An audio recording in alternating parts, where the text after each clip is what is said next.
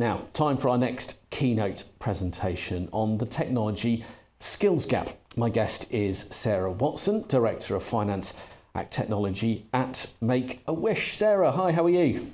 Good morning, Neil. I'm really well. How are you? I'm very good, thank you. Thank you very much indeed for joining us. We have so much to pack in today, so I will let you take the floor with your presentation, and I'll be back with some questions at the end. Perfect. Thank you so much. Well, good morning, everyone. I'm absolutely delighted to be with you today as part of Tech Live, exploring how we're navigating the technology skills gap at Make-A-Wish by building out a connected community. So first, some introductions. My name's Sarah Watson. I'm the Director of Finance and Technology for Make-A-Wish Foundation UK. I'm also the Independent Finance Trustee for the Royal College of Paediatrics and Child Health and a founding member of CHIEF in the UK. But more importantly, let me introduce you to a very important person. Meet Chris. The year is 1980 and Chris is growing up in Phoenix, Arizona with a dream to become a police officer. But Chris also has leukemia. Chris's local community came together to grant his wish before he passed away. And today we grant wishes globally because of Chris. To date, with the help of our donors and more than 43,000 volunteers, we're a global movement that's granted over 550,000 wishes worldwide.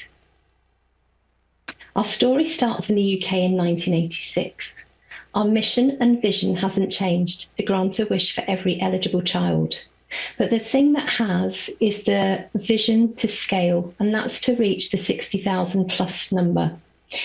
This year, we'll grant around 1,200 wishes, and we know annually to reach the children that leave our eligibility category, we need to be granting 6,000 to 8,000. And that's important because it's context for what our technology needs to do. It needs to enable scale. So thinking about this presentation, well, everybody's using AI. So I thought, well, I'll give it a go and see if it can help us. What did it say?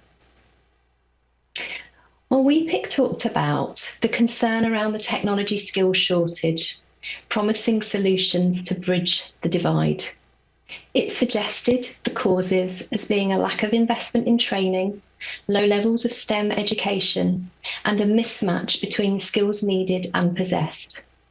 With rapidly evolving technology, it meant that some skills were becoming obsolete too quickly and new ones emerging incredibly fast, suggesting that business needed to work with education providers. That governments and businesses needed to take an active role in addressing these skills gaps.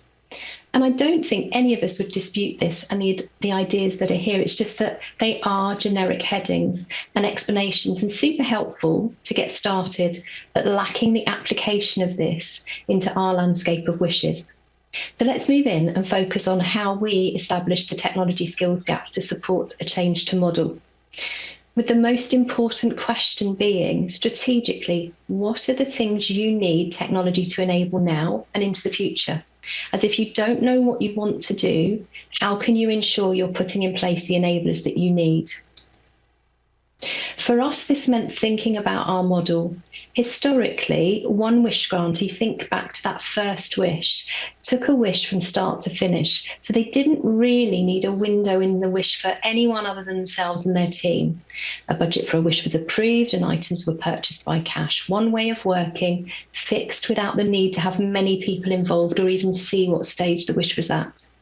If we wanted to scale, we knew we would have to think differently. Our strategy needed to evolve to more like the stepping stones, with a focus on opening up wishes to enable many people to contribute, perhaps a step each, still the same destination, but achieved very differently. We knew we could access networks of support who could create the stepping stones with people or things a wish needed, if only we could communicate what we needed and our ways of working could adjust to support this. This meant that the technology that supported wishes would need to evolve to help us to do this, because without it, we simply didn't have the connectivity. And to ground this in what we do, let me share a wish with you that was only possible because of technology. This is Aidan. Aidan, age 5, loves space. So his wish, following the diagnosis of a rare heart condition, was to be an astronaut. Aidan's prognosis meant that the wish would need to be granted with coronavirus restrictions in place. There was no time to wait to grant the wish in person. We would have to find a way to do this with the help of technology. Major Tim Peake sent a video message to Aidan, which he loved. Aidan was delighted to learn from a real astronaut how people had a drink while on a spacewalk, how they washed their hair using dry shampoo, and Aidan's mum washed his hair with dry shampoo too, just like an astronaut. Then through immersive technology, Aidan was able to take a virtual walk in space using an Oculus. He had a star named after him, as one of his family's favourite quotes is from Peter Pan, "Second star to the right and then straight on until morning." And Aidan's wish was a rush wish. He passed away after it was granted. And it's important to consider this when we talk about technology. This is the landscape that any talented experts who work or volunteer with us are part of. We know technology has the potential to transform not only our infrastructure, but every stage of a wish if we have the skills and resources to utilise this. And it's incredible to think it was only last year we were able to have our first app for one group wish. Now we know the difference wish anticipation makes and the expectation of our wish children. They know technology so well, they expect it. And yet, when we interact with them currently, we have one app for one group wish created with Totem. And the skills gap in this area is not one we've yet been able to do much more than identify due to cost and other more immediate priorities. And this is the challenge for all organisations, prioritising what you're going to do once you've established the gaps. So our gaps were twofold. We had an infrastructure gap. We simply didn't have the tools or enablers we needed. And I haven't mentioned, at this point when I came into post, we didn't have an internal technology team. So we didn't have the internal resources or skills to create, or in some cases, even imagine them. And in order to scale and build out a networked way of working to reach every child, we would need to address both. We also found, this is the puzzle pieces, that as we addressed one problem or pain point, for example, build out a system that worked, we created another. We found our teams did not have the skills to use the technology. And with technology continually evolving and users expected to work differently, there will always be gaps. And for an organisation like us seeking to do things differently or building into higher levels of uncertainty, this requires skills in requirements gathering and rigour around scoping. And we found this, you've guessed it, to be another gap. So how have we addressed this? Well, we needed people. So we needed to hire skilled people, which is easier said than done when you're resource constrained and in a candidate-led market. We worked with experts when we needed targeted permanent recruitment. For us, this meant working for the first time with specialist recruiters and being really clear about the value exchange, whether it was impact versus money, because there was no way that Make-A-Wish is going to be able to compete with highly commercial organisations. And we identified we needed 3 lead roles to bring leadership in technology services, data and digital products. We utilised interim recruitment to bridge gaps between one space and another, either because the end mapping wasn't clear or to upskill an internal team. And we explored and utilised skills-based partnering with universities or other training providers. We've worked with Supermums and we've also worked with Eden Smith Nurture Programme, who provide data scientists. We engaged external vendors for specific projects or specialist skill sets that we knew weren't needed and we wouldn't be able to fund full time. Alongside this, we also had to upskill our in-house team so they had the skills to utilise the tools we'd built for our user groups. And for us, this includes both employees and volunteers. So this means for us an ongoing consideration for changes in core competencies, training and development, and considering a centres of excellence approach to share best practice and ideas going forward. But this change can be difficult. I mean, something is simple. It's not simple, I know. Fresh service ITSM. We in-housed our support desk, but our wider organisation had to learn to raise a ticket and get used to a system-driven way rather than a person-driven way of working with a problem that they had. They could problem solve through solution articles, but for an organisation that's all about people, it has caused tensions as it feels less personal. In addition, our volunteers had to learn to use our systems, and some of them did not or were not able to, even with training. And we've had to accept that in some cases we can't address the technology skills gap, which has meant some of our volunteers have left us from volunteering, which has been incredibly difficult. We've also worked with pro bono partners or skilled intern programs to sit them alongside some of these skills gaps to show our internal teams how to learn to work differently. And one aspect of that was particularly around process flow mapping. It was a skill set we simply didn't have. Another way we've looked at this is external certification, setting the standards to ensure what you're doing is meeting the quality expected. We were accredited with Cyber Essentials, evidencing the skills of our incredible team and ensuring we had the procedures, documentation and processes in place to safeguard our data. And networks of support. Now, for us as a charity, networks of support are a core part of our strategy. We know we can only scale and reach every child with them. And these include our digital advisory group, newly formed this year, pro bono support through programmes like JP Morgan's Force for Good, an example of a tech skills-based volunteer programme, corporate social responsibility activities with our many corporate partners. So having addressed all of that, I thought it was important to share what it's actually enabled us to do. And that's an awful lot. This year, our Salesforce CRM now enables 360 connectivity to a wish. So those stepping stones are possible. And I'm incredibly proud of the team who achieved this, which included not only our very small internal team, but 2 vendors, Presado and Ascent teams, working concurrently with the JP Morgan's Force for Good project to deliver what you see here, a full 360 view of a wish that lets our community know what a wish needs. And speed is important here. Rush wishes like Aidan's don't have time to wait for administration. So that means that we can alert our volunteers to a wish that requires a wish discovery. That's the first contact with a wish child, and start to build a magical wish. And I talked about a skills gap being the ability to imagine something new. And it's important to focus on one project here, the JP Morgan's Force for Good project, because we knew that we could scale in a different way, create those building blocks, but we just didn't have the thinking of even how to start to achieve that. It was truly transformational because they helped us to build a promise object out in Salesforce that could sit alongside almost that cash streamed way of working, pushing the requirements for the things that a wish needed to a marketplace, and donors could donate those individual things alongside cash. But difficult to explain, much easier to show you. So to bring it to life, let me show you, or rather introduce you to someone very special. This is George, he's 9. When he first watched Ghostbusters the film, in his words, it turned his whole entire life upside down and made it completely happy. George was born with half a working heart and has had 3 life-saving operations. His Ghostbuster heroes are different and brave, just as he's had to be when he's scared of the dark because of his experience with general anaesthetics. We set out to make him the star of his own Ghostbuster movie, and this was made possible because his wish went viral on social media, and we had lots of help from our community.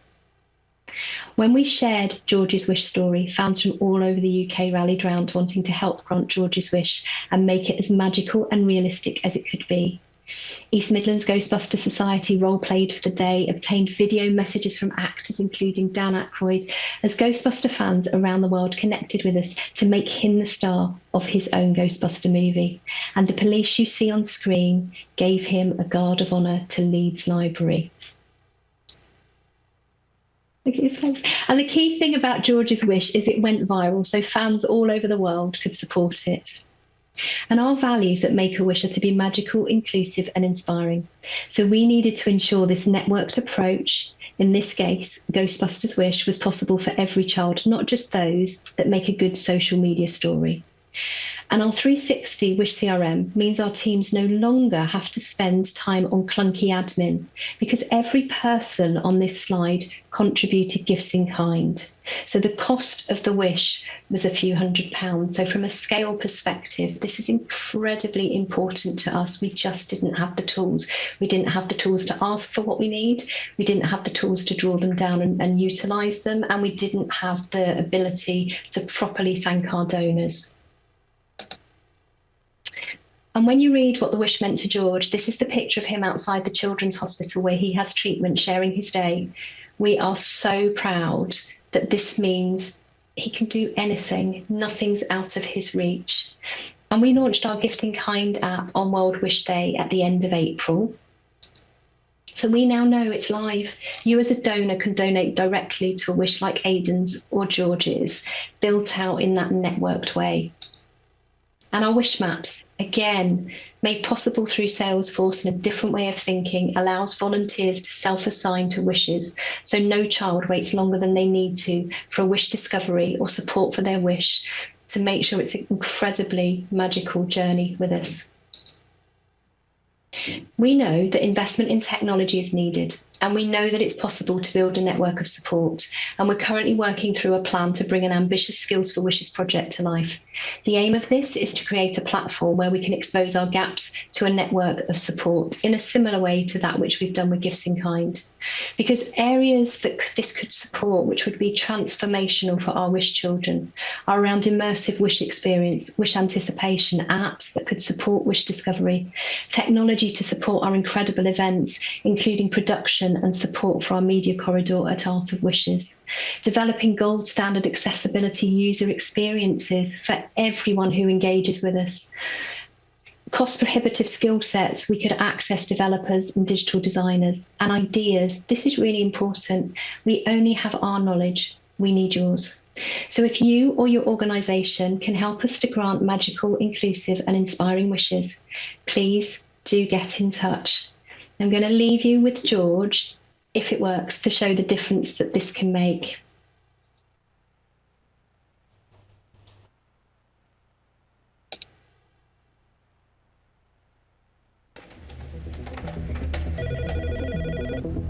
Hello? Ghostbusters? Leeds Central Library is under attack. We need the Ghostbusters. We've got one!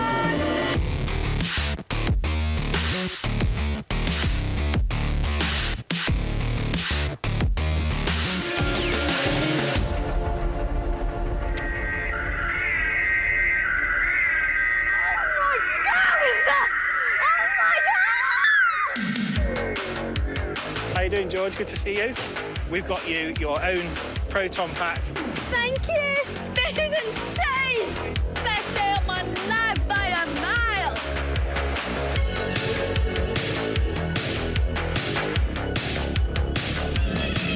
What is happening? Senior Ghostbuster Cadet George. Yes! I've had a message from the Mayor. He needs you down there right now. Are you able to come down and save the city for us? Yep. He will get you there as soon as, buddy.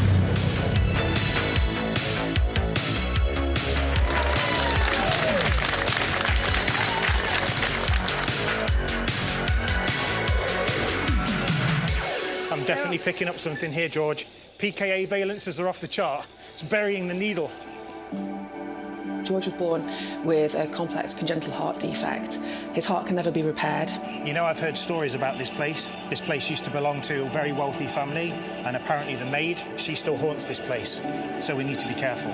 So far, it's been 3 open heart surgeries by the age of 6. His first open heart surgery was when he was only 36 hours old.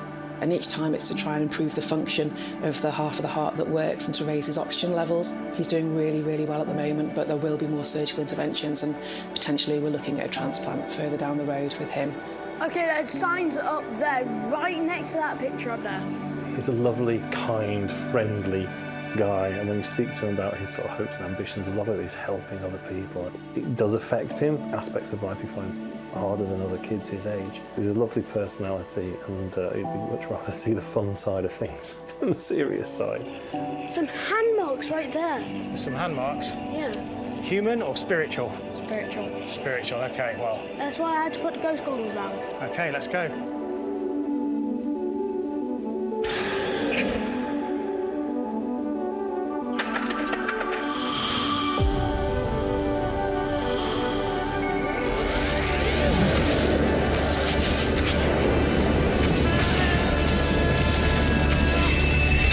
Hey, good job, George. Yeah!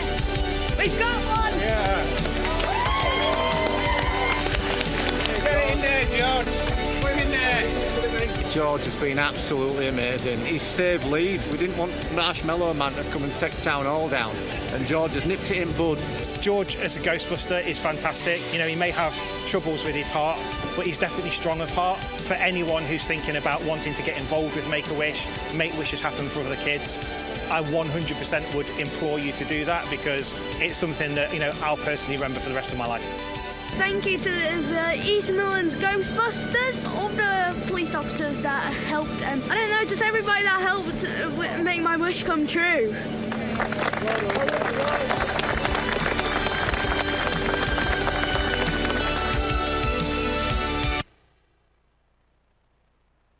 Thank you.